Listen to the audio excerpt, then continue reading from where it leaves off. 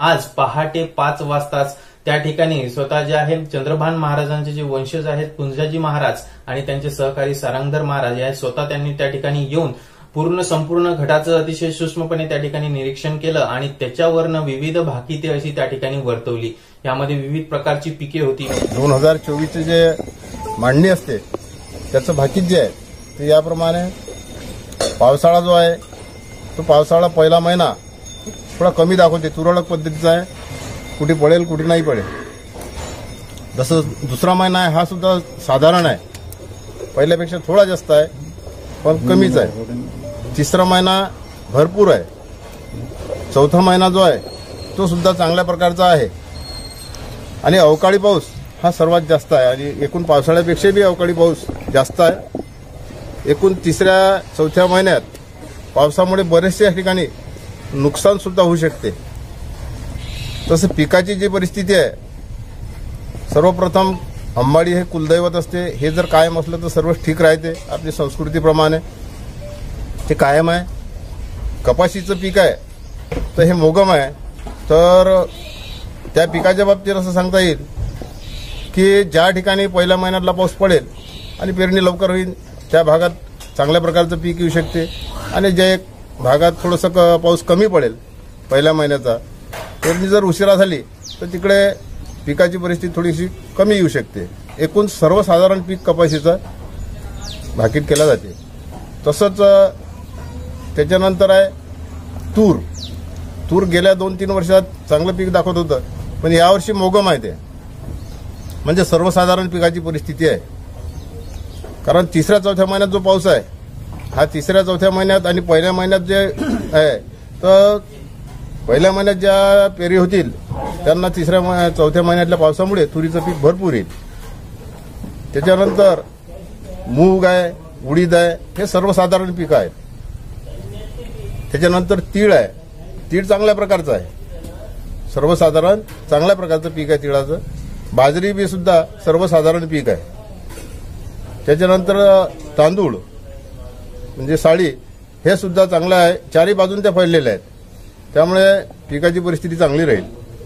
त्याच्यानंतर प्रमुख पिकापैकी भादली हे याचं रोगराईचं प्रतीक असते, ते सुद्धा फैललेलं आहे, त्यामुळे बरेचसे पिकावर माणसांवर रोगराई हे येईलच थोडीफार, पण असं जास्त प्रमाणात गेल्या 2-4 वर्षात जे प्रमाण होतं त्या प्रमाणात नाही आहे। त्याच्यानंतर प्रमुख पिकापैकी मठ आहे, मठ सुद्धा चांगलं आहे।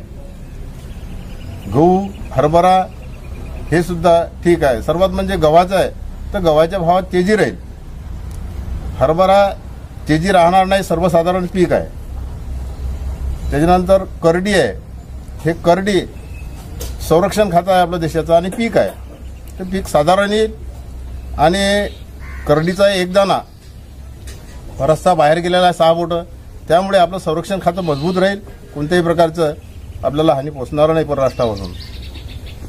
मसूर आहे, मसूर हे परकीय राष्ट्र आहे, त्यांच्यापासून सुद्धा आपल्याला फारसा त्रास होणार नाही, त्रास झाला तरी आपलं संरक्षण खातं प्रबळ राहील आणि ते त्याचा विरोध करेल। याप्रमाणे यावर्षीच्या मांडणीचं भाकीत होतं। महाराज, आपण पानविळा हा कायम असल्याचं सांगितलं, पानविळा हे कशाचं प्रतीक आहे? पानविळा हा गणपतीचं प्रतीक आहे तसं तर, आणि तो कायम आहे।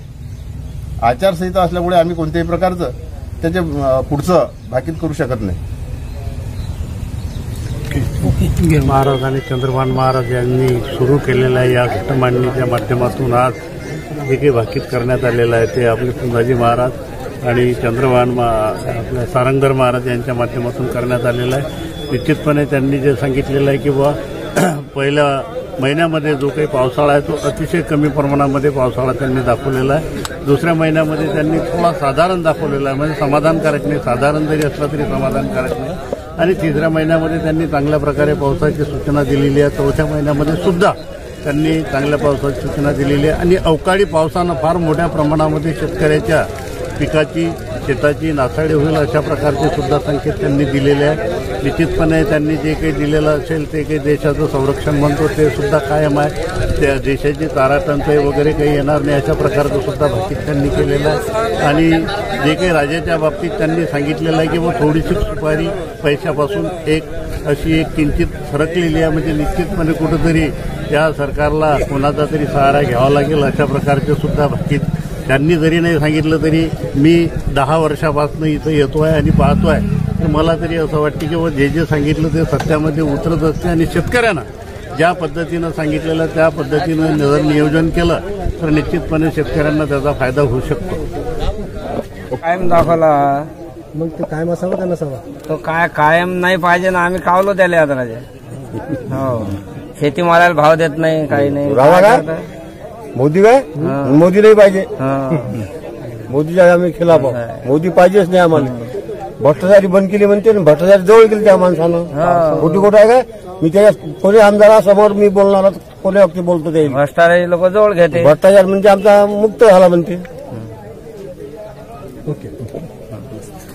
यावर्षीची जी राजकीय परिस्थिती जे सांगितलं पान सुपारी बद्दल, त्याच्याबद्दल तुमचं काय मत आहे? म्हणतो राजा कायमच आहे म्हणतात. मग काय तुम्हाला काय वाटतं? राजा परिवर्तन पाहिजे होतं. परिवर्तन पाहिजे काही होतं. सोयाबीनले भाव नाही, काही नाही एकदम म्हणजे कोणी कोणाचे ऐकून नाही राहिलं, काही नाही. म्हणून म्हटलं राजाचं परिवर्तन पाहिजे होतं. असं मन सांगतं 10 लोक राखोही करतो. आणि जो पावसाळ्याचा जो अंदाज वर्तवला आहे त्याच्याबद्दल शेतकऱ्यांचं काय मत आहे? पहिल्या महिन्यात जरा कमी सांगतात, दुसऱ्या महिन्यापासून भरपूर सांगतं. तसं मागच्या वेळी सांगितलं होतं, आमच्या इकडे चांगलं घडलं, आम्ही आनंदात. आणि जे पिकाबद्दल माहिती सांगली त्याच्याबद्दल तर आज 15 वर्ष झाले त्याने सांगितल्याप्रमाणेच पीक घडून राहिलं. आम्हाला तर काही त्याचं कमतरता घडली नाही. तुम्ही किती वर्षापासून येते येत मी आहे? आता हे 15वी वारी आहे. पूर्ण विश्वास आहे भेंडवळच्या घटमांडणीवरती? म्हणजे बैपर घरच्या बैपर जास्त यशापुरतं खरं खूप विश्वास.